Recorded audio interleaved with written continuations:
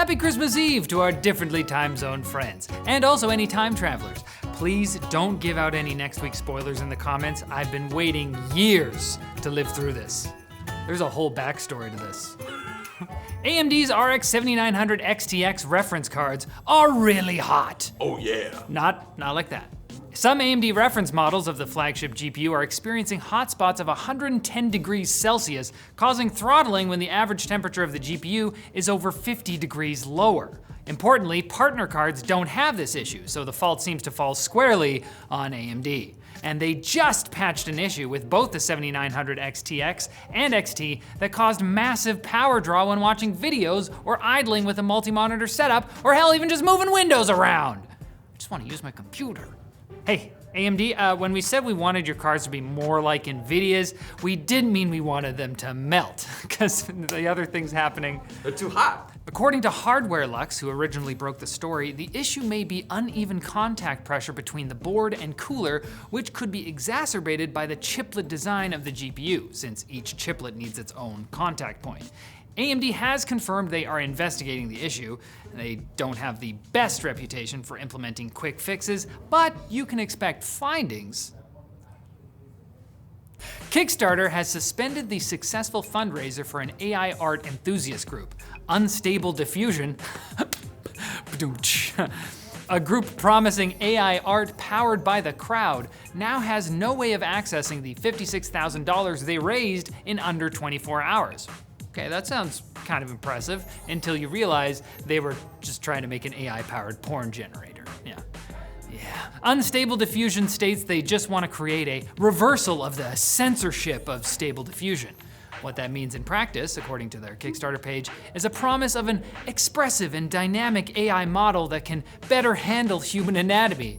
And that, don't worry, they'll exclude all children from their datasets to prevent abuse. That's so big of them.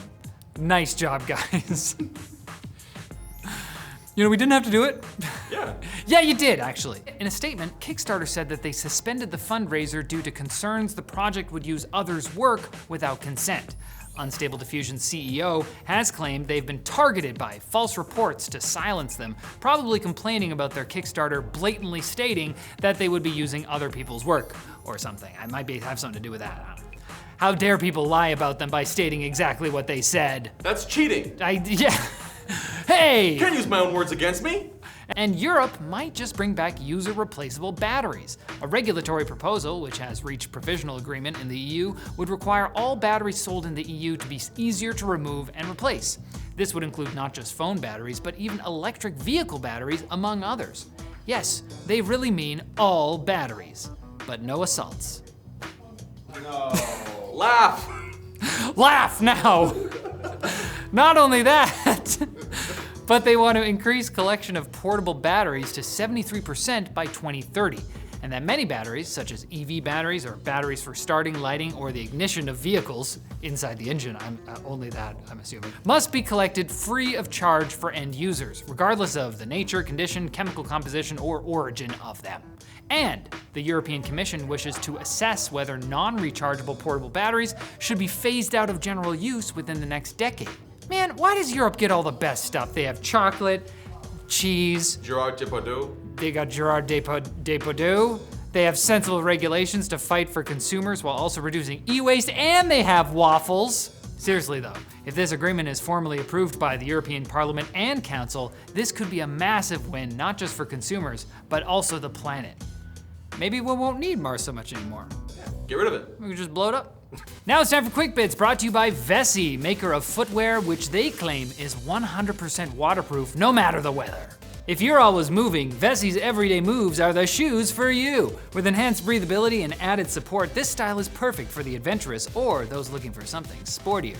Featuring a pull tab to take them off and put them on with ease, vegan suede lace cages, extra midsole cushioning, and the same Dymatex technology, you'll want to wear them everywhere. So keep your feet dry and save $25 with offer code TechLinked at vessi.com/techlinked. I have to do those more. Karate. Ha! Hey, here's some quick ASMR to get us into the Quick Bits. Renders alleged to be of an upcoming RTX Titan graphics card have been leaked by YouTube channel Moore's Law is Dead. Now, the renders show a card that has two 12-volt high power connectors and would take up a full 4 PCIe slots. Now, the most shocking fact about these renders is that I'm considering believing them just because of the 4090's size. But Moore's Law is Dead claims the renders are actually photographs of products in the YouTuber's possession. But then why show the renders? He could just be shy. I feel like it's not real. The art platform Artstation is starting to remove anti-AI art images from its homepage. Artstation users have been protesting the recent appearance of AI-generated art on the platform by posting images, and Artstation is now hiding these images, claiming they violate the terms of service. But the AI-generated images, those don't at all. How? Well, they haven't been specific. They could be enforcing the spam and other bulk messages clause, or maybe they haven't come up with the right excuse As opposed to Mr. Claus. Meta will pay $725 million to US users, an amount agreed upon during settlement for the Cambridge Analytica scandal. For background, Cambridge Analytica was allowed to access 87 million Facebook users' data without their consent in 2018. The class action covers 280 million users of the platform, so get ready to take your share of the settlement and get yourself a nice big gumball. You earned it, sport.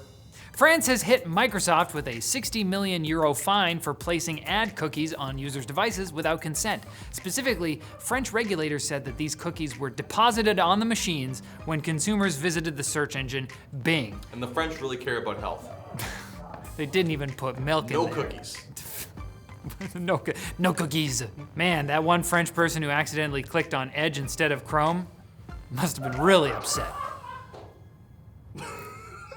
And ElonJet has made a triumphant return to Twitter, sort of. Jack Sweeney, the creator of the original jet tracking bot, is now manually running the ElonJet Next Day Twitter account, where he posts the comings and goings of Elon's jet with a 24-hour delay, so as not to break the real-time doxing rule. We're always one step behind. 120,000 IQ. Now, if that isn't fast enough for you, you can always head over to Mastodon and enjoy the taste of ElonJet Classic. Twitter just can't compete anymore. But at least it's not on Twitter. And you can enjoy more tech news on Monday when we drop our Christmas special. There will be dancing and singing, and actually, no, it won't be any of that. It'll just be tech news. But I'll be there. See you later.